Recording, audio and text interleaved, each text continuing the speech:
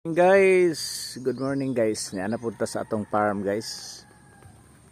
Nagmonitor na punta sa atong farm guys. Today is March 23, 2025. So ato nang gitanom atong rice guys, atong January 4. So February, March 4 to 60 days.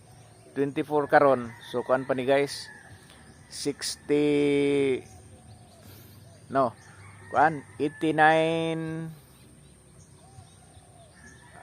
69 days pa dai guys. 69 abi naman lang pizza 4 sa April magtulo ni siya kabuwan, so napay 11 dai ni 79 days pa guys.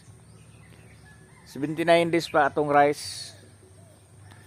Mauna ni siya guys, 79 days. Ni dungo na guys, 79 days pagani siya hinog na.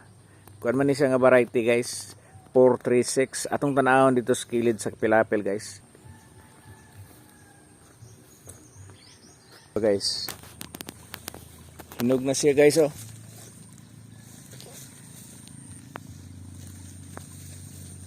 So, atong target ani guys anihon March April 4. Ya, 23 karon. So naapay 31 man ang March. So 31 ang March. 23 karon naapay 7 days. 7 days plus April 4. So 11 days na lang. 11 days na lang mag-harvest na ta ani. Expected date March po, April 4 expected date na to ni harveston guys.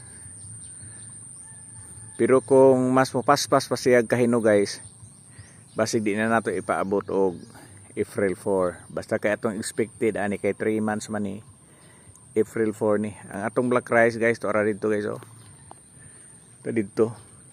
Mura siya mauwahi gamay guys. Mauwahi siya ani, murag di siya madungan.